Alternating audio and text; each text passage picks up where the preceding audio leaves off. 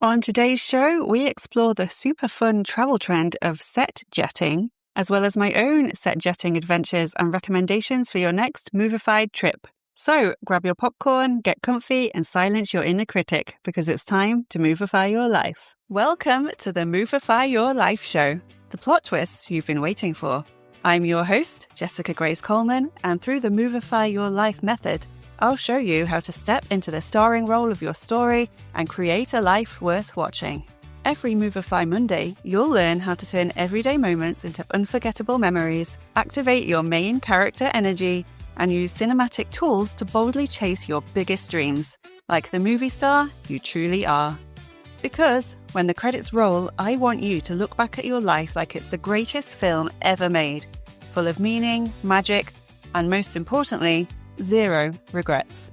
And because I truly believe everyone deserves to live an epic life fit for the big screen. So grab your popcorn, cue the music, and together, let's Movify your life. The Movify Your Life Show begins. Lift your spirit, let joy rush in. Feel the magic in the roar. Step on stage and let's forward. Welcome. This is the Movify Your Life Show, and I'm your host, Jessica Grace Coleman, and today we're talking all about set jetting. I have to keep making sure I don't say that the wrong way, because it's obviously a play on words from jet setting. So yes, set jetting. But before we get to that, kind of related, I want to talk about what I've been watching this week. And I've been watching The Gilded Age on Now TV. I wanted to watch this because when I was in the States and I met up with my friend Ruth, we went on a tour of the Newport mansions in Rhode Island, and they were amazing. And I didn't know much about the Gilded Age or, that area or that era before going on the tour. But after seeing these amazing mansions all over the coastline of Rhode Island, knowing that these were people's summer homes, not their actual homes, most of them lived in New York and other, prominent cities and things like that, I was really, really curious. So I started watching The Gilded Age. It's the same guy who created Downton Abbey, Julian Fellowes. So if you're into that kind of thing, you'll love The Gilded Age. And I'm not a massive Downton Abbey fan, although I will mention it later on in the episode. I'm not a huge period drama fan, if I'm honest. I do like them. I like things like Bridgerton, where they, modernize it a bit with the music and that kind of stuff. And there is sort of romanticized idea around those kinds of eras and people and everything. In terms of movifying your life, I think we can take this as a basis. So I nearly did this for the Moviementary. And if you have no idea what I'm talking about, if you're new to this, I created a Moviementary, a documentary with a twist, which is on YouTube. You can find all the details at movifyyourlife.com, where I went on a quest for a year to make my life feel more like an epic, uplifting movie. And as part of that, I very nearly went to a stately home, because I live in England and there are stately homes all over the feckin' place. I thought maybe I could dress up, do some footage, take some footage there, do some filming. I didn't get around to that. I spent all my budget on my trip to the States and other trips. Also, it would have been quite embarrassing, I think, unless we can get a group of friends together to do it. I think roaming around in the gardens dressed up is a little bit outside my comfort zone, but it's all about stepping outside your comfort zone. So maybe I will do it, report back on the podcast and film it for social media. So watch this space. I love going to these places and sort of imagining what it would have been like if you were actually there and wearing all the clothes and going to tea and sitting and listening to music and writing letters, actual letters. And you can really romanticize life that way. If you ignore the, realities of what it was actually like, no indoor plumbing, maybe no outdoor plumbing, no corner shops, no chocolate bars, no internet. I need my luxuries, so I don't think I would have done well in that time. Not that I would have known any different. Yeah, I like the idea of romanticizing your life and maybe having a day out, movifying a day out, pretending you're in a romance novel or a historical drama, period drama, or something like that. But I watched The Gilded Age because I'd been to the actual mansions. And yeah, I just watched the most recent series, season 3, and I'm really enjoying it. A lot of good actors and actresses in there. Costumes and the houses, the sets are all amazing. I really like it when they go to Newport, because I'm like, I've been there. And they did film some of the shots in some of the places we actually saw. And I think they did film some in the Breakers, which was the big mansion that we went in on the actual tour. So that was cool to see. So that's what I've been watching this week. And it does tie into the theme of set jetting because, like I say, I went to Newport and saw the mansions. Usually it's the other way around. I go to visit places of filming locations of TV shows and films that I've already seen and that I love. But as I've just shown you, it can work the other way around. So I went to these places and I knew that there was a show called The Gilded Age. You know, there's lots of fictional characters in there, but they also based some of the characters on actual people who lived. Like Mimi Fish is a really eccentric character from The Gilded Age TV show and from history. So she popped up on the tour we did, and then I saw her in the show, and it all came together. So I like the idea that you can visit places of the shows you love, and also you can visit somewhere and then be inspired to watch a show based on that place or filmed in that place. So it works both ways. But I'm a big set jetting fan, way before I knew there was a term for it. I love visiting TV, film locations that inspired books, all the good stuff. And I've written down a little list of the ones I've been to. And maybe it can spark some imagination, some ideas for you. You can get some ideas on what you can do. And it's just like a trend. It's like a travel trend, but it's also just a really great way of easily movifying your life. Because if you go to these filming locations of something like a film you've watched over and over and over and over again, I can't speak. You literally do just walk around and you feel like you're in the movie or in the TV show. You feel like you're on the set. And that can be a really cool thing, especially, as I say, if you're like a massive fan of that film or that TV show. So I did a few when I was filming my Movie-mentary. So I'll go over those first because those are the most recent.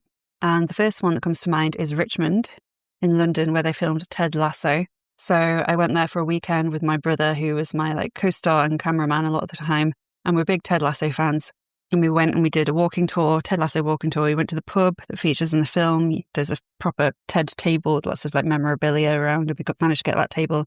And we just hung around. There's lots of shops selling Ted merch. There was a brand new, actual official Ted Lasso store when we went there. It had just opened, so that was good timing. And we just wandered around and took some footage from my film. And it helped that Richmond is just a really, really lovely place anyway, which is probably why they chose it. It's very affluent. Lots of celebrities live there. It's really pretty. It's really, really expensive if you want to live there.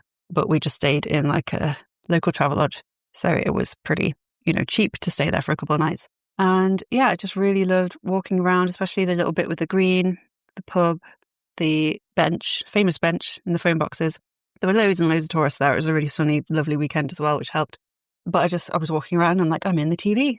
I'm in Ted Lasso. And that was just a really cool feeling. Another couple of places from the Movie-mentary. So when I went to America, there were a few there. I met up with my friend Ruth right at the end, and we were staying on Cape Cod, and we got a ferry over to Martha's Vineyard. I'm second guessing how I pronounce everything these days, because I've noticed that I tend to use the American pronunciation a lot of the time, because I lived in America for a year, and I watch a lot of American TV shows and films, and then I'm like, I don't know if I'm saying this right, if I'm becoming Americanized. But anyway, we went to Martha's Vineyard. And it's a beautiful place on its own. Obviously, there's a reason lots of people go there. The gingerbread houses, as I've mentioned before, looked like their own movie set. You were wandering around these amazing pastel-coloured houses, and it was out of season, so there was not really anyone there, and you felt like you were in this crazy fairy tale movie set. So that was something on its own. But then, obviously, as I mentioned in the film, actually, I didn't mention this in the film because I was meant to be in Vermont the whole time when I was in America, but I did do an extra few places after that. But in the book, I go into great detail about this, and that little island is where they filmed a lot of Jaws. So they have the proper Jaws beach. The town that we went to was Amity Island in the film, and there's obviously lots of Jaws memorabilia and sharks and things all over the place. So that was cool. That was another way to movify our lives. We were in the Jaws Amity Island location. It was really cool. And now, a quick intermission from our feature presentation. Want to turn your everyday life into something a little more epic? Then head to movifyyourlife.com/list and join the main character memo, my VIP mailing list for movified souls like you. You'll get exclusive behind-the-scenes access to the Movify Your Life cinematic universe, early bird discounts on my programs, fun challenges, giveaways, and first dibs on everything I'm creating.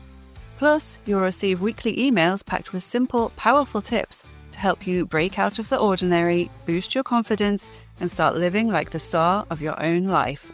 That's movifyyourlife.com/list. Go sign up now and start your transformation today, because your next scene could be the one that changes everything. And now, time to get back to the action. When we were in Boston, we went to the gardens and the park, and there's a famous bench there, which is the bench from Good Will Hunting that Robin Williams and Matt Damon sit on, looking out over the lake, or the pond. It's kind of like a little lake, big pond in the park, and it's, a really beautiful place, and lots of people go there and sit on the bench. And apparently a lot of people talk to Robin Williams' ghost on that bench, which is quite cute, but also I don't know why he would be haunting a bench out of everywhere he could go. But, that was cool to see. I also went to Dollywood, and I happened to have watched lots and lots and lots of cheesy Hallmark Christmas films, and one of them was set at Dollywood and filmed at Dollywood. So I'm including that in my set jetting. That was kind of accidental. I just wanted to go to Dollywood, but, there we go. And this wasn't this time, but when I've been to the States before previously, I've been to loads of filming locations in New York. So me and my friend Ruth, again, we tracked down the Friends apartment, and our friend Vicky as well. We went to Carrie Bradshaw's apartment. They're like 4 minutes apart. Carrie Bradshaw's apartment from the original Sex and the City, not the reboot, because she moves. But yeah, those are pretty cool to just go and have a look. And there's always loads of tourists there doing the same thing. We went to the Magnolia Bakery, which was featured in Sex and the City as well. Obviously, if you just wander around New York, you will see a million places that loads of films have been filmed, because it's obviously a really popular filming destination. So there's that. Me and my friend Ruth went to the Neighbours tour when we went to Melbourne when we were in Australia. Big Neighbours fans, very sad it's ending again. Back then, this is years ago, you could go on a full tour. You went around Ramsay Street, you went around the Luscious complex. It was like being in the TV, we kept saying that. But also, it was crazy how small everything is, especially the Luscious complex. It looks so big on the telly. They do magical things with lenses and kind of cinematography tricks to make it look bigger, I guess. So it did look very small. But we were wandering around, we were like, we're in the TV, and we were having the best time. Took so many pictures. On that same trip, we went to New Zealand. We only went to one of the islands, the North Island. Wish I'd had time to go to the South Island. But there are still plenty of Lord of the Rings things on the North Island. So we didn't get to go to Hobbiton or anything like that, but we did go on a tour and went around where they filmed a lot of stuff. And in true Movify Your Life style, even though it was years ago, we actually recreated some of the scenes. But it was like a big group tour, and me and my friend Ruth were really the only ones who were volunteering to do this. Everyone else didn't really want to do it. They weren't that bothered. So basically it was just a load of people going around all these places, watching me and Ruth pretend to be hobbits and then pretend to be wizards. And yeah, we got a lot out of it. They must have been like, why are we here watching these two English girls pretend to be hobbits and wizards? But you've got to throw yourself into these things and have fun. So back in England, I've been to Highclere Castle, which is a stately home where Downton Abbey was filmed, both inside and outside. Very iconic when you get there. Even if you don't particularly watch Downton Abbey, I've seen some episodes, but I'm not a huge fan. You see it and you're like, oh yeah, that's Downton Abbey. So that was pretty cool. Been to Chatsworth House, which isn't too far from me. That's been a popular filming location for a few things, most notably as Pemberley, which is Mr. Darcy's estate in the 2005 film, Pride and Prejudice. So that was pretty cool. Really lovely gardens, really lovely house. They do lots of stuff at Christmas. It's all beautiful. So stately homes, as I mentioned, are a really great way of movifying your life. You can go there and pretend you're in period drama and, talk all fancy and get a nice bonnet or something, have a nice cup of tea, some little sandwiches. I've been to Grantchester, which is a village and also the name of a TV show near Cambridge. My friend Vicky, where she lives, is, a 5 or 10 minute drive to Grantchester. And again, I've seen bits of it, but I'm not a huge fan. But as soon as you get there, you're like, oh yeah, I recognise this from the telly. And it's a really cute little village, little church, thatched cottages, all very quaint. And, just walking around those kind of places really make you feel like you're in a film set, especially if it's, set in the past and you can pretend you're like, I don't know, a vicar or something, wandering around the church. Very, very cool. Of course, you can go to places like the Harry Potter Warner Brothers studio tour, which I've been to a few times. If you want to see actual sets and behind the scenes things, artwork and props and costumes and things like that, that's a really easy way of movifying your life because they've done it all for you. I've really enjoyed going around there and drinking the butter beer and all that kind of stuff. And similarly, places like LA. So I went to LA on a weekend away when I was in America and Colorado for my year abroad. And back then the internal flights were super cheap. So me and my friend Katie, my roommate, At the time, we got a flight to LA and we did, all the movie stuff that you could see the Hollywood sign and you could walk along Hollywood Boulevard and see all the stars on the Walk of Fame. You could go to the Chinese theatre and see Marilyn Monroe's handprints and loads of people's handprints and footprints. Just like soak up the Hollywood vibes. And I talk about this in the book as well. When I was there was a movie premiere going on Hollywood Boulevard. And we didn't realise it at the time, but we looked it up afterwards. And it was, because it was just like paparazzi everywhere. And it was the DVD release. This is really random. Like the DVD release of High School Musical 2.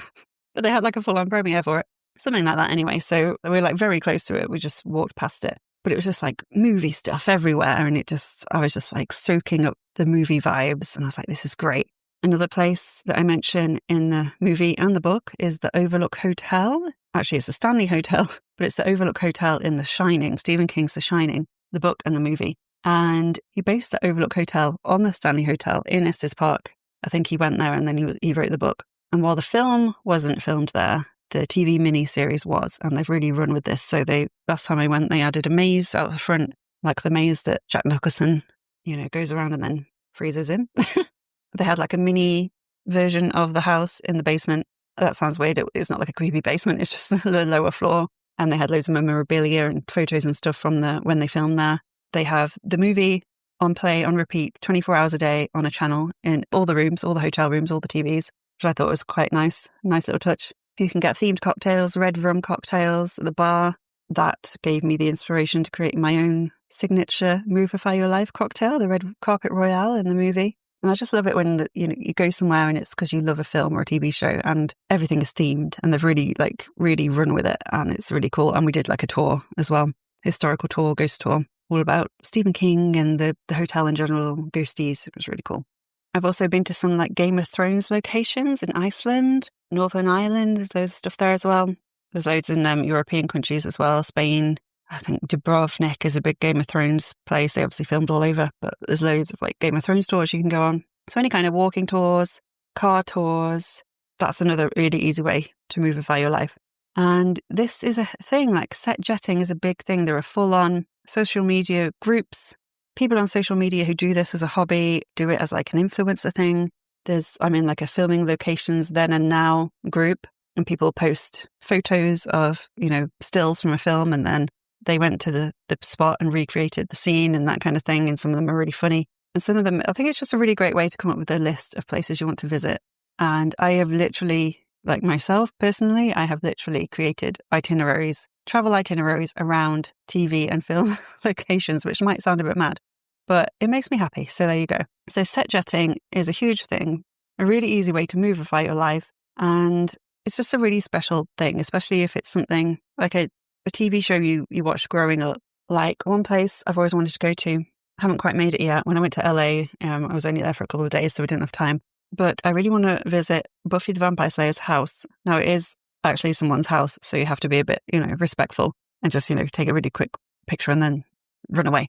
But plenty of people go there. It's like a Buffy pilgrimage in California.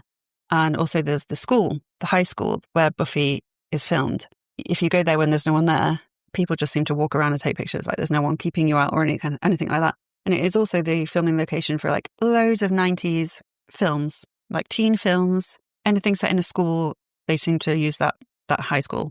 So it is an actual school and you can go there and like the first 3 seasons anyway, so much of Buffy was set there that I can imagine if you're walking around there, you could just be like, I am in my favorite TV show of all time. And that is just really special, I think.